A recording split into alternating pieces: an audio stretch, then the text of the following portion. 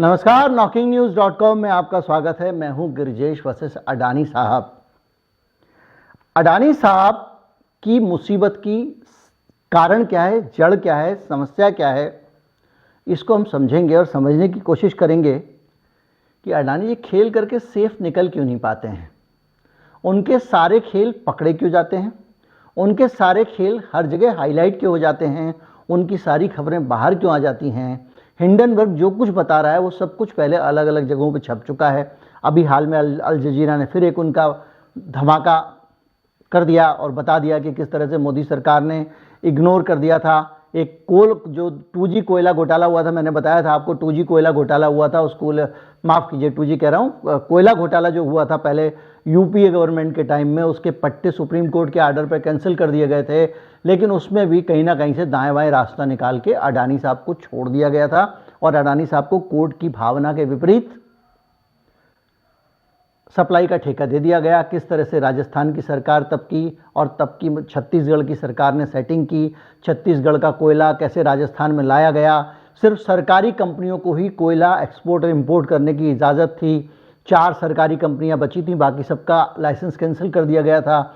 उन 4 कंपनियों में भी अडानी साहब को एक कॉन्ट्रैक्ट दे दिया कि आप वहाँ से कोयला लाओ, यहाँ लाओ। मतलब कुल मिला के नाम था, ठेका था किसका? सरकार का, सरकारी कंपनियों का, लेकिन कारोबार कर रहे थे अडानी। और ये पूरा का पूरा जो मामला है अल जजीरा ने फिर से छाप दिया है। लेकिन इससे पहले ये कारवां मैगजीन भारत की इसको बाकायदा छाप चुकी थी। लेकिन अल जजीरा के पास में वो डॉक्यूमेंट आ गए हैं, वो नोटिंग्स आ गई हैं, जिसमें किस तरह से सरकार के बड़े अधिकारियों ने और यहाँ तक नीति आयोग ने भी इस फैसले को गलत बताया था। और उस पर प्रधानमंत्री कार्यालय ने एक बड़ी हल्की सी टिप्पणी करके कि अगली बार से किसी को ये नीति गलत है, अगली बार से किसी को ऐसा ठेका नहीं देना चाहिए करके उसको जाने दिया था। और इस तरह से अडानी साहब का धंधा बनता चला गया। अडानी साहब के मैं अभी टाइमलाइन पे जाऊंगा तो 15-20 मामले निकल आएंगे और मैं कोशिश करूंगा कि कुछ टाइमलाइन आपको दे दूं। लेकिन सवाल इस बात का है कि अडानी साहब इतना सारा कर रहे हैं तो भी वो फंसते क्यों हैं। इसके पीछे आपको वो टोकरी वाली कहावत पे जाना पड़ेगा। दोबारा दोहराता हूं, अडानी साहब, इससे पहले हम बातचीत शुरू करें, चैनल को सब्सक्राइब कर लीजिए, लोगों को बुला लीजिए। अभी बातचीत शुरू करते हैं।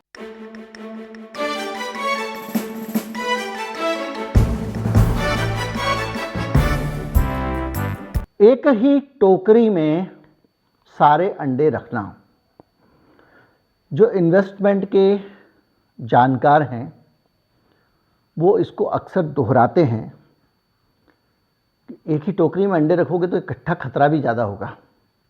इसलिए थोड़ा पैसा आप रियल एस्टेट में लगा दो, थोड़ा पैसा आप सोने में लगा दो, थोड़ा पैसा आप शेयर में लगा दो, थोड़ा पैसा आप एफडी में लगा दो, ताकि अगर एक जगह पे कहीं कुछ गिरे पड़े, शेयर बाजार डूबे या सोना डूबे, तो आपको दूसरी तरफ से कुछ ना कुछ गेन होता रहे, तो आपके जीवन में बड़ा झटका ना लगे।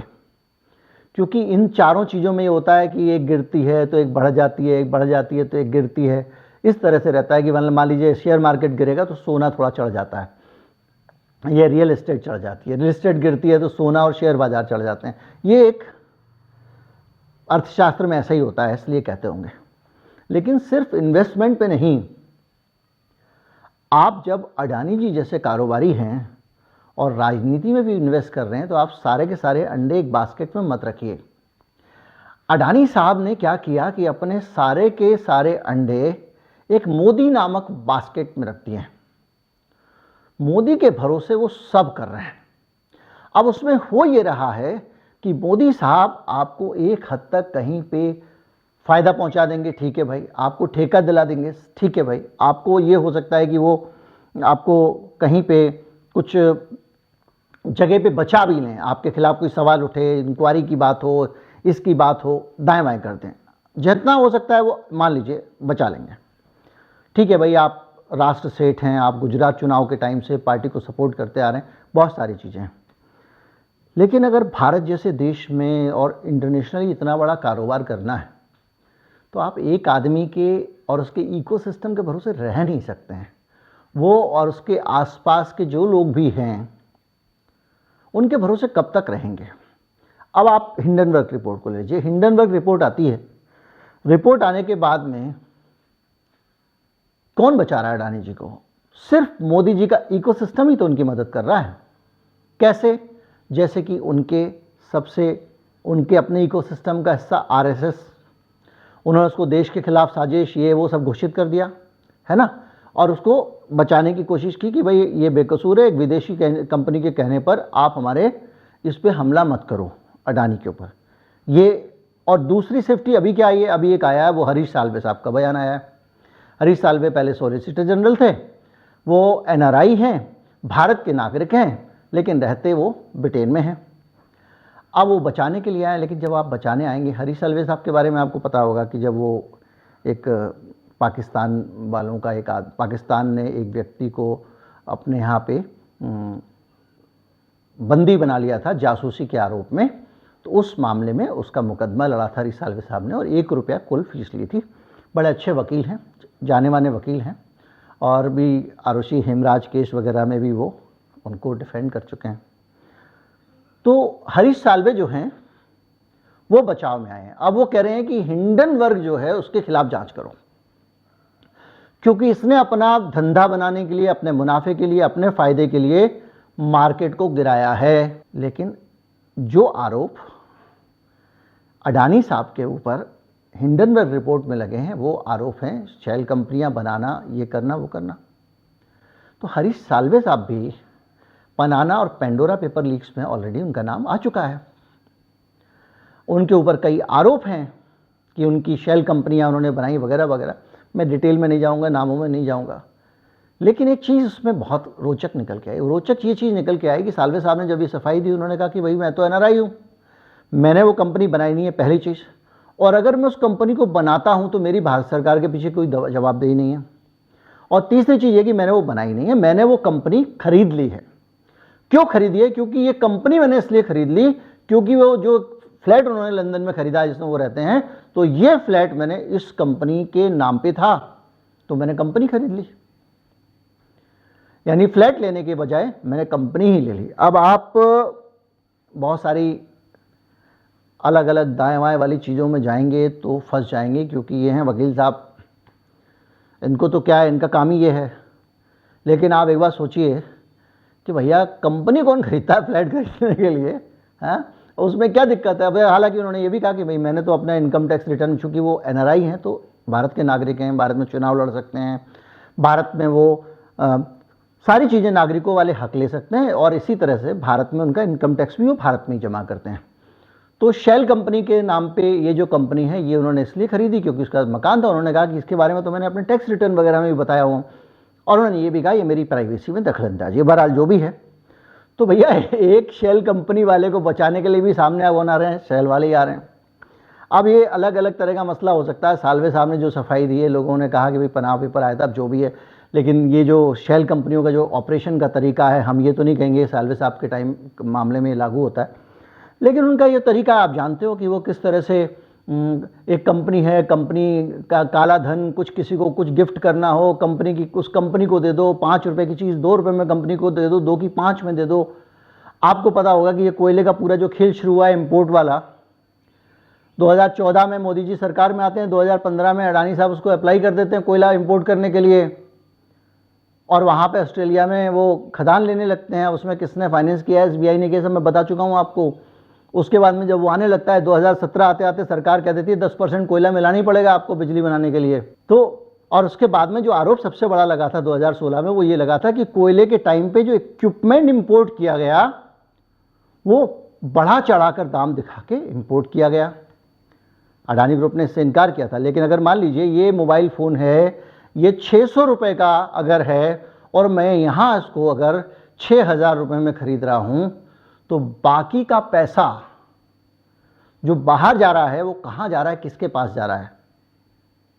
आप कहोगे उस कंपनी के पास जा रहा है जिस कंपनी से आपने ख़रीदा। वो कंपनी शेल कंपनी भी तो हो सकती है। उस कंपनी की हिस्सेदारी 6 महीने बाद, साल भर बाद किसी और को भी तो बेची जा सकती है। उस कंपनी को ये मोबाइल मुझे बेच के जो फ़ायदा हुआ, वो पैसा ये भी तो हो सकता है कि मैं किसी दूसरे आदमी को रिश्वत दे रहा हूं, जैसा कि आमतौर पे होता है। उसको रिश्वत देने के लिए मैंने एक शेल कंपनी से 600 रुपये का मोबाइल फ़ोन 6000 में ख़रीद लिया, और वो 6,000 रुपये का मोबाइल फ़ोन खरीद के जो मैंने उसको 5,400 रुपये ऐसे ही मुफ्त में दे दिया उस कंपनी को, वो 5,400 रुपये मुझे किसी को रिश्वत में देने हो जिसने यहाँ पे मेरा परमिट अप्रूव किया हो, और वो 5,400 रुपये उस कंपनी के हो गए। ये हो सकता है कि पहले से वो कंपनी उस आदमी की हो, जिस आदमी ने मेरा प्रोजेक्ट अप्रूव किया जिसको मुझे रिश्वत देनी थी, और ये भी हो सकता है कि ये कंपनी किसी एक अलग थर्ड आदमी की हो और बाद में वो कंपनी ये भाई साहब टेक ओवर कर लें, या किसी और बहाने से या हवाला से वो कंपनी इनको पैसा भेज दे। अब एक बात बताइए, रिश्वत पहले दी, कंपनी उसने बाद में खरीदी, तो आप ये आरोप भी नहीं लगा सकते, और अगर वो भारत का नागरिक नहीं है तब तो बिल्कुल ही नहीं लगा सकते। तो ये है शेल कंपनियों का खेल, जिसको बार बार आपके सामने निकल के आ रहा होगा। शेल इसलिए कहते हैं, शेल मतलब कवच, कवच यानी खोखला, अंदर कुछ नहीं है। शंख होता है ना, अंदर जानवर नहीं होता, आप बजाते हो उसको। ऊपर से वो कंपनी होती है लेकिन उसमें ना स्टाफ होता, ना कुछ प्रोडक्शन होता, ना कुछ तो बिजनेस होता, ऑफिस होता है, बस उसके अकाउंट में पैसे आते हैं, अकाउंट से पैसे जाते हैं। या फिर जो जिन चीज़ के लिए काम के लिए उसको बनाया गया है, जिस लीपापोती के लिए वो लीपापोती थी। बहरहाल, तो हम थे कि एक ही अंडे में क्यों डाल दिया, तो एक ही बास्केट में सारे अंडे डाल दिए हैं। अब वो मोदी जी और मोदी जी के आसपास के लोग कितना बचाव कर लेंगे। अब हम तुलना करते हैं अंबानी साहब से। अंबानी साहब कई बास्केट में अपने अंडे रखते हैं, ऐसा माना जाता है। एक संस्था है ऑब्जर्वर रिसर्च फाउंडेशन। अभी दिल्ली में एक रायसीना डायलॉग चल रहा है, जहाँ पे दुनिया भर के बड़े बड़े लोग, विदेश मंत्री, कहीं के ये वो सब आ रहे हैं। कई बार वहाँ पे कई प्रधानमंत्री भी आते हैं और वो भाषण देते हैं। भारत सरकार उस रायसीना डायलॉग में बाकायदा पार्टिसिपेट करती है और भारत सरकार उसकी स्पॉन्सर भी हो जाती है कई बार। इस रायसीना डायलॉग का जो आयोजन करती है संस्था, वो है observer research foundation. Observer research foundation के संस्थापक अगर कोई हैं तो वो अंबानी फैमिली है। यानी दुनिया भर के ये जो बड़े बड़े लोग आ रहे हैं, इन सब लोगों का समागम आयोजित करने का काम ऑब्जर्वर रिसर्च फाउंडेशन करता है। और ORF के अंदर जितने भी भारत के बड़े बड़े लोग होते हैं, वो तो ORF से जुड़े होते हैं या कंपनियों से जुड़ जाते हैं। आज नहीं तो कल, जैसे हमारे विदेश मंत्री हैं एस जयशंकर, उनका बेटा ध्रुव जयशंकर, आप गूगल करेंगे तो पता लग जाएगा, डिटेल में जाऊंगा फिर रोचक नहीं रह जाएगा। ध्रुव जयशंकर अमेरिका में ORF के एक बहुत अहम पद पर है। ORF में बड़ी संख्या में CIA के पुराने एजेंट भी बाकायदा हिस्सा हैं, आज से नहीं बहुत पहले से हैं। और वो एजेंट CIA के भारतीय एजेंट नहीं है, जो घोषित एजेंट है अमेरिका में जो है। इसके अलावा जितने भी बड़े ब्यूरोक्रेट्स, फॉर्मर ब्यूरोक्रेट्स, तरह तरह के, जो अपने डिपार्टमेंट से एक बार रिटायर हुआ, कुछ हुआ, अगर लगा कि ये डिपार्टमेंट में दखल रखता है, उस आदमी को अडानी साहब तुरंत ले लेते हैं। आप हंगामा करते हैं, जज साहब थे, भारतीय जनता पार्टी ने इनको राज्यसभा का सदस्य बना लिया। वहाँ ऐसे सैकड़ों हजारों इन्फ्लुएंशियल लोग अलग अलग डिपार्टमेंट से जुड़े हुए उनके पेरोल पे पहुंच जाते हैं। मोंटेक सिंह अहलूवालिया के छोटे भाई, एक आरोप लगा था कि मोंटेक सिंह अहलूवालिया के जो छोटे भाई हैं वो अपनी IAS की नौकरी छोड़ के ऑब्जर्वर रिसर्च फाउंडेशन से जुड़ गए थे। उस वक़्त का दौर आपको याद है, मनमोहन सिंह का दौर था। मोंटेक सिंह अहलूवालिया हिंदुस्तान में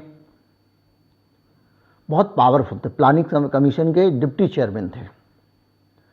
और उनके भाई मंजीत अहलूवालिया, अब आप कह सकते हैं भाई है, उसकी अपनी ज़िंदगी वगैरह वगैरह, लेकिन IAS की नौकरी छोड़ के अगर कोई आदमी ऑब्जर्वर रिसर्च फाउंडेशन से जुड़ता है तो आप अंदाज़ा लगाइए कि कुछ बेहतर उसकी ज़िंदगी, उसको बेहतर ज़िंदगी वहाँ मिल रही होगी, इसलिए वो जा रहा है।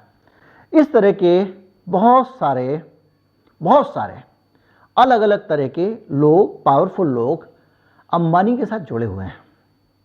अंबानी साहब के अंडे इतनी टोकरियों में रखे हुए हैं कि अगर उनको भी एक जगह बिठा दिया जाए तो गिन नहीं पाएंगे। जितने भी रिटायर्ड बड़े बड़े IAS अफसर रखे हुए हैं उन्होंने, वो उनके इस काम आते हैं कि मान लीजिए गन्ना मंत्रालय में उनको कोई काम अटक रहा है और गन्ना मंत्रालय का फॉर्मर चीफ सेक्रेटरी अगर कंपनी की तरफ से बात करने चला जाएगा तो जहाँ जो भी आईएएस अफसर होगा 50-60% तो उनके सम्मान में ही झुक जाएगा, क्योंकि एक बहुत सीनियर अधिकारी उनके सामने आया है। भारत का ऐसा कोई डिपार्टमेंट नहीं है जहां पे ऐसे लोग ना हों जो अंबानी साहब की प्रेजेंस ना वहां पे बनाते हों। हर तरफ हर जगह पे अंबानी जी के लोग हैं। आप इसे अंदाजा लगाइए कि अगर एक प्रधानमंत्री रहे ना रहे, दूसरी पार्टी आ जाए चली जाए, उनका नेटवर्क सब जगह है, पार्टियों के अंदर भी है। आप सब जानते हैं कि किस तरह से प्रणब मुखर्जी के बारे में ये बहुत सालों से माना जाता था कि वो अंबानी, कुछ लोगों ने तो ये भी आरोप लगाया कि वो अंबानी जी के प्रतिनिधि हैं सरकार के अंदर। आपको याद होगा कि बाकायदा कई कई जगहों पे अलग अलग कोटों में टिकट दिए जाते हैं पार्टियों के अंदर। इस दिल्ली में बीजेपी के एक सांसद थे, वो किसी एक महात्मा जी के कोटे से थे, मतलब वो अपनी जनता से जुड़ाव के कारण नहीं, वो उन महात्मा जी के वोट बैंक था, तो उन महात्मा जी के एक आदमी को पार्टी में अपने जगह देनी थी, तो उनको वहाँ का सबको दे दिया था एक टिकट। नाम लूँगा तो फिर वही कंट्रोवर्सी जुड़ जाएगी। तो इस तरह से, जिस तरह से वो थे, उसी तरह से अंबानी साहब जो है ना, वो भी हर पार्टी, हर तंत्र के, हर तरह के लोगों को, जब आप बताइए देश के विदेश मंत्री का बेटा अगर बहुत अहम पद पे होगा और उसका प्रमोशन भी, मेरे ख्याल से उसको अमेरिका का इंचार्ज बना दिया ORF के बहुत सारे ऑपरेशंस का, ध्रुव जयशंकर को, जो एस जयशंकर साहब का बेटा है। और वो ध्रुव जयशंकर एक पार्टी का मामला नहीं है, ये बहुत सारे लोग इस तरह से, बहुत अलग तरह से अंबानी साहब के यहाँ पे जुड़े हुए हैं। तो एक इतनी गहरी जड़ों वाला अंबानी एक तरफ है, दूसरी तरफ सारे अंडे एक टोकरी में रख के एक मोदी जी और उनके इकोसिस्टम और RSS के लोग, उनके भरोसे आप इतनी लंबी लंबी कुलांचें नहीं भर सकते हो। आज नहीं तो कल, कल नहीं तो परसों आप इस पे लुढ़केंगे, और घुमा फिराकर वो जब भी लुढ़कने का मौका आता है तो आप बच नहीं पाते हैं। अंबानी साहब का इकोसिस्टम देखिए, सारे के सारे मीडिया हाउसेस में उनकी थोड़ी थोड़ी टांग फंसी हुई। इन्होंने अब खरीदने शुरू किए हैं चैनल। वो पहले से ही ज़्यादातर जगहों पे अपने स्टेक रखते हैं, अपनी हिस्सेदारी रखते हैं। जिस मीडिया कंपनी में आपका 20% की हिस्सेदारी होगी, 25% की हिस्सेदारी होगी, उस मीडिया कंपनी की हिम्मत नहीं है कि वो आपके ऊपर हाथ डाल दे। तो आप अडानी वर्सेस अंबानी अगर देखें तो अंबानी साहब की जो ताकत है, वो ताकत बियॉन्ड पॉलिटिकल पार्टी है, बियॉन्ड अ सिंगल लीडर है। और अंबानी साहब जो हैं उनका, अडानी साहब जो हैं उनका मामला बहुत ज़्यादा एक ही जगह पे केंद्रित है। वो एक राक्षस की जान, कहते थे ना कि तोते मोती, तोता मर जाएगा तो राक्षस मर जाएगा, जैसे कहानियों में पढ़ते थे, वो वाली स्थिति है। उसको सुधारने की वो कोशिश करते रहते हैं, लेकिन उनको ये भी ध्यान रखना पड़ता है कि भाई सीधे सामने वाले को बुरा ना लग जाए, जिसके ऊपर हमारा जिसके हुक पे हम लटके हुए हैं। बोल देते हैं हमने राजीव गांधी के ज़माने में तरक्की शुरू की थी, हमने इसके ज़माने में की थी। क्यों? क्योंकि उनको लगता है कि सब जगह लोगों। लेकिन एक चीज़ मान के चलिए, और ORS जैसी संस्थाएं जो है ना, इनका जो मैंने रोल बताया, ये तो बहुत छोटा बताया क्योंकि अडानी वर्सेस अंबानी का वो है। ये संस्थाएं दुनिया के देशों की नीतियाँ तय करती हैं। इन संस्थाओं के अंदर, अभी पिछले दिनों जब बात हो रही थी ना कि भारत के मामलों में दखल ना दिया जाए, और वो जॉर्ज सोरोस ने एक बयान दे दिया था, तो बड़ी संख्या में तिलमिलाकर बीजेपी के लोग बोल रहे थे कि जॉर्ज सोरोस कौन होते हैं भारत के मामलों में बयान देने वाले। और बल्कि हमारे विदेश मंत्री ने कहा कि वो हमारे यहाँ पे चीज़ों को इन्फ्लुएंस करने की कोशिश कर रहे हैं, हमारे मामले में दखल देने की कोशिश कर रहे हैं। लेकिन सच ये है कि ये जो संस्था है, या इस तरह की बहुत सारी थिंक टैंक टाइप की संस्थाएं हैं, ये नीति निर्धारण और नीति निर्माण में बहुत बड़ा योगदान निभाती हैं। अभी जब आपके यहाँ हो रहा है और यहाँ पे अमेरिका का विदेश मंत्री आ रहा है, और जब वो भाषण दे रहा है, तो भाषण नहीं दे रहा है, वो दिशा दे रहा है। वो बता रहा है कि अमेरिका भविष्य में क्या चाहता है, और इस देश की ब्यूरोक्रेसी, इस देश का सिस्टम अमेरिका को अगर खुश करना चाहता है तो उसे क्या करना होगा। ये सारी चीज़ें और इस सबको जो प्लेटफॉर्म दे रहा है, उसको आप कमज़ोर आदमी नहीं समझ सकते। तो जहाँ खड़ा हो रहा है उसको आप कमज़ोर नहीं समझ सकते। दुर्भाग्य से भारत की आज़ादी में बहुत बड़ा खतरा ये सब चीज़ें बनी हुई हैं, क्योंकि ये सारी की सारी चीज़ें विदेशी ताकतों के इन्फ्लुएंस से चलती हैं। विदेशी फिलॉसफी, विदेशी एजेंडा, विदेशी माइंडसेट और विदेशी तरीके से जो सोचने का तरीका है विदेशों के हित का, उसको हमारे दिमागों में स्थापित करती हैं, बीज बोती हैं। कहानी बहुत टेढ़ी है।